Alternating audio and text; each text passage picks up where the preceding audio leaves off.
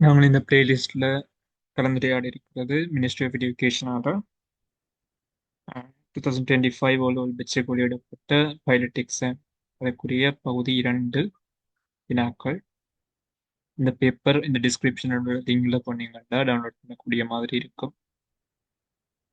முதலாவது கேள்வி, கீழே காட்டப்பட்டுள்ள ஏ மற்றும் பி சந்தர்ப்பங்களை நன்கு அவதானித்து ஒவ்வொரு சந்தர்ப்பத்திலும் அறவிடப்பட்டுள்ள அல்லது வழங்கப்பட்டுள்ள ஆண்டு வட்டி சதவீதத்தை கணித்து கூடுதலான வட்டி சதவீதம் வரவிடப்பட்டுள்ள அல்லது வழங்கப்பட்டுள்ள சந்தர்ப்பம் எதுவென காணும். சந்தர்ப்பம் மேல சொல்லியிருக்கு 100,000 ரூபாய்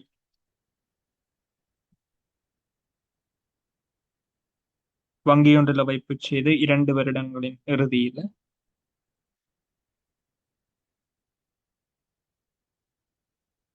கணக்கில் உள்ள மொத்த பணம் 121,000 ரூபாய். இங்கு கூட்டு வட்டி முறைப்படி வட்டி கணிக்கப்பட்டுள்ளது.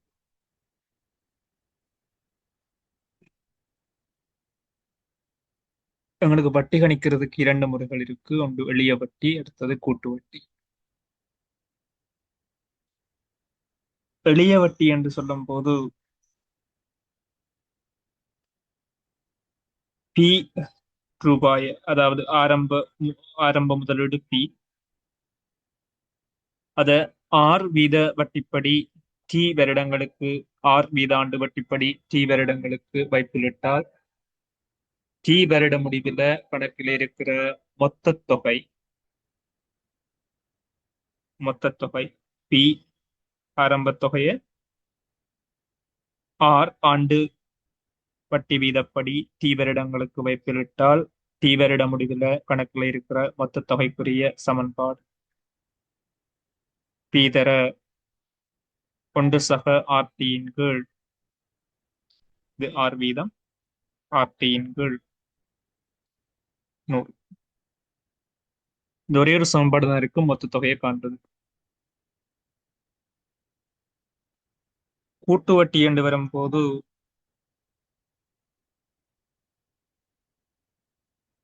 அதே பி தொகையை அதே ஆர் வீத கூட்டு வட்டி படி டி வருடங்களுக்கு வைப்பில விட்டா டி வருட முடிவில் இருக்கிற மொத்த தொகை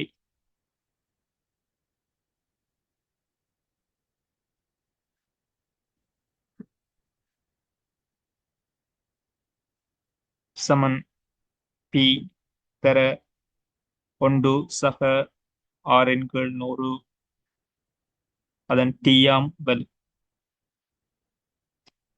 இப்ப இந்த மொத்த தொகைக்குரிய சமன்பாடு தெரியுமா இருந்தா உங்களால எந்த ஒரு கேள்வி பட்டி சம்பந்தப்பட்ட எந்த ஒரு கேள்வியையும் செய்ய முடியும்.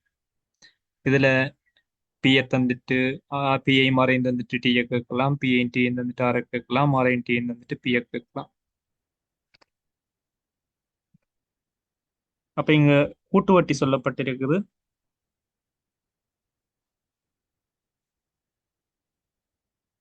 பி 100,000, 2 வருடங்களின் பின்னர் மொத்த தொகை 121,000, டி 2 வருடங்கள் 2 ஆர் கேள்வி. இப்ப இந்த சமன்பாட்டுல பிரதியிட்டம் என்று வந்து சொன்னா 100,000 1 சக ஆரின் கீழ் 100 1 சக ஆரின் கீழ் 100 அது அதன் இரண்டாவது அது சமன் 121,000 ரூபாய்.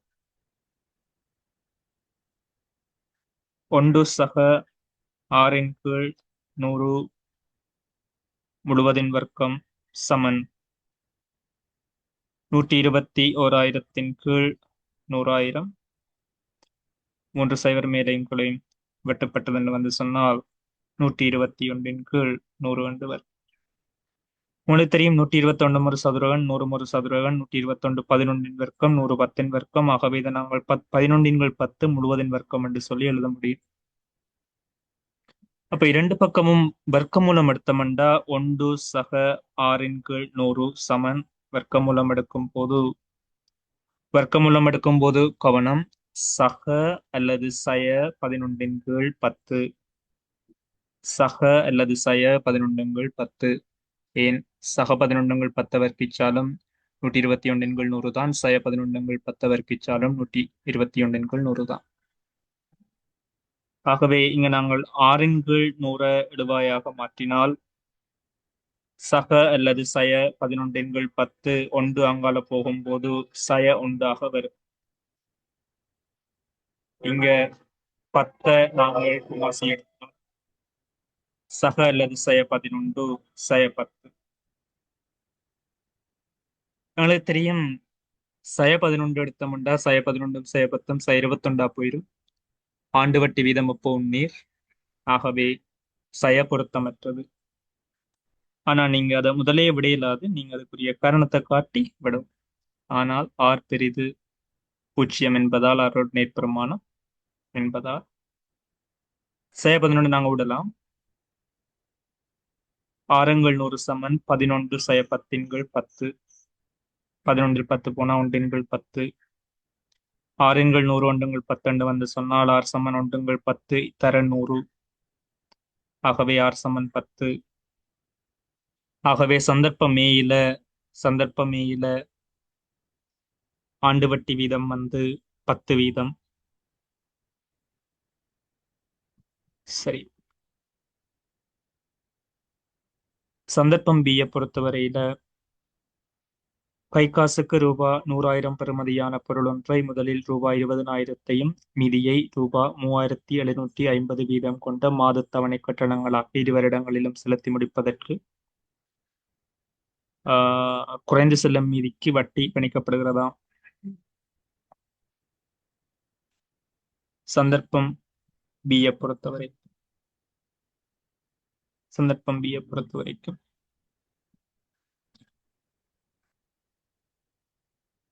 ஆரம்ப தொகை 100,000, 20,000 செலுத்தப்படுகிறதா. ஆகவே கடன் தொகை வந்து 80,000 ரூபாய்.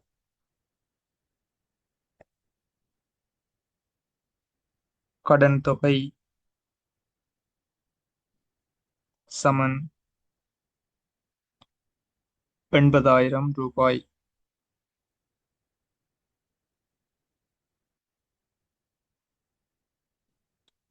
அது ரூபாய் 3,750 வீதம் கொண்ட மாத தவணை கட்டணங்களாக செலுத்தி முடிக்கலாமா?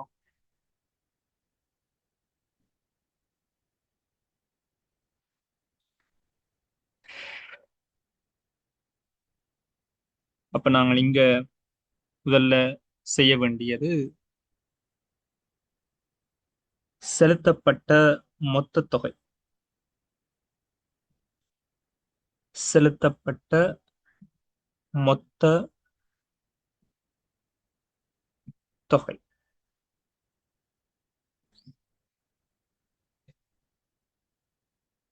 அது எங்களுக்கு தெரியும். 3,750 2 வருடங்கள் என்று சொல்லிக்குள்ள 24 தவணைகள்.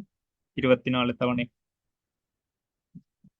இப்ப செலுத்தப்பட்ட மொத்த தொகை 3,750 தர 24. இதை நீங்க சுருக்கி மினக்கெட தேவையில்லை. பிறகு சில வேலை வெட்டுப்படலாம். ஆகவே இது இறுதி விடை இல்லை என்றபடியால் இது நீங்க சுருக்கி மினக்கெட வேண்டாம், அப்படியே விடும்.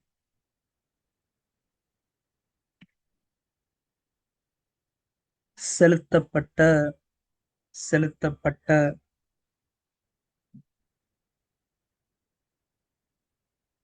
மொத்த வட்டி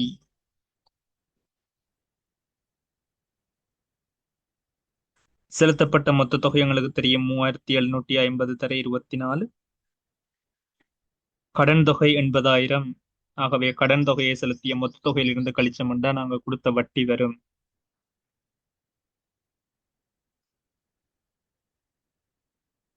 இங்க ஒரு 8 பொதுக்காரணியாக எடுத்தால் 3,750 தர 3 3 24 என்றபடியால் அப்படி செய்யறேன். 8ஆல பிரித்தா 80,000 10,000. 3,750 3ஆல பிரிக்கணும்டா 3 0 0 3 5 15 5 எழுதி 1 மிச்சம் 7 3 21 1 22 2 எழுதி 2 மிச்சம் 3 9 2 11 10,000. ஆகவே 8 தர 11,250 செய்ய 10,000 1,250. 1,250 தர 8 செலுத்தப்பட்ட மொத்த வட்டி. சுருக்க வேண்டாம், அப்படியே வச்சிருப்போம். அவசியம் என்றா சுருக்கம். குறைந்து செல்லும் விதிமுறைக்கமைய வட்டி கணிக்கப்படும் போது ஒரு முக்கியமான சமன்பாடு ஒன்றிருக்கு. ஒரு முக்கியமான சமன்பாடு. ஆஹ் மொத்த வட்டி மொத்த வட்டி சமன் ஒரு மாத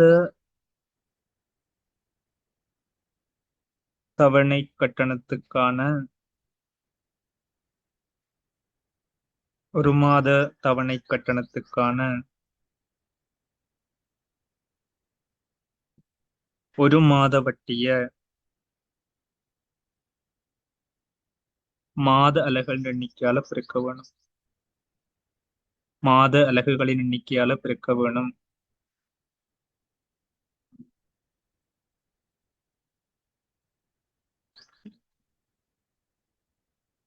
ஒரு மாத தவணை கட்டணம் எவ்வளவு வந்து சொன்னா, கொடுக்க வேண்டிய கடன் தொகை 80,000. கொடுக்க வேண்டிய கடன் தொகை 80,000. 24 சமமாத தவணை கட்டணங்களை கொடுக்கறதால ஒரு மாதம் கொடுக்க வேண்டிய கடன் தொகை வட்டியை விட்டு ஒரு மாதம் செலுத்த வேண்டிய கடன் தொகை 80,000 × 24. அதுக்கு ஆண்டு வட்டி வீதம் என்று சொன்னால் ஆண்டு வட்டி வீதம் என்று சொன்னால் மாத வட்டி வீதம் காண்றதுக்கு ஆண்டு வட்டியை காண்றதுக்கு 6/100. ஒரு மாத தவணை கட்டணத்துக்கான ஒரு மாத வட்டி என்றபடியால ஒரு 12ஆல பிரிபடும். மாத அலகுகள் உங்களுக்கு தெரியும், 24 தவணை கட்டணம் தவணைகள். அப்ப மாத அலகுகள் என்று சொல்லும் போது 24 அதோட ஒன்றை கூட்டினா 25 முழுவதின் கீழ் 2. இந்த பெருமானம்தான் இந்த பெருமானம்தான் நாங்கள் செலுத்திய மொத்த வட்டி 8 தர 1,250. இப்ப இதை சுருக்கினோம்னா எங்களுக்கு 6 விட வரும். சுருக்கும் போது கொஞ்சம் யோசிச்சுட்டு ஏற்படணும். 12 தர 2 24 வெட்டலாம். 2 சைபர் 2 சைபர் வெட்டலாம்.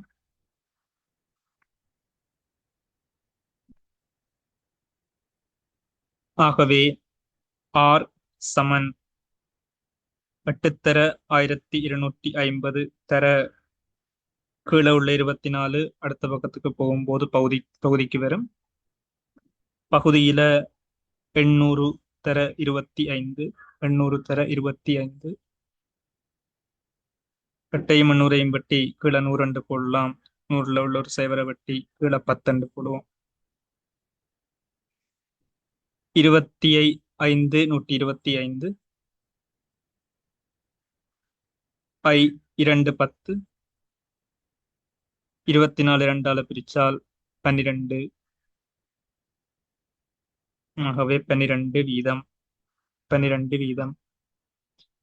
சந்தர்ப்ப மேயில 10 வீதம் ஆண்டு வட்டி, இதுல 12 வீதம்.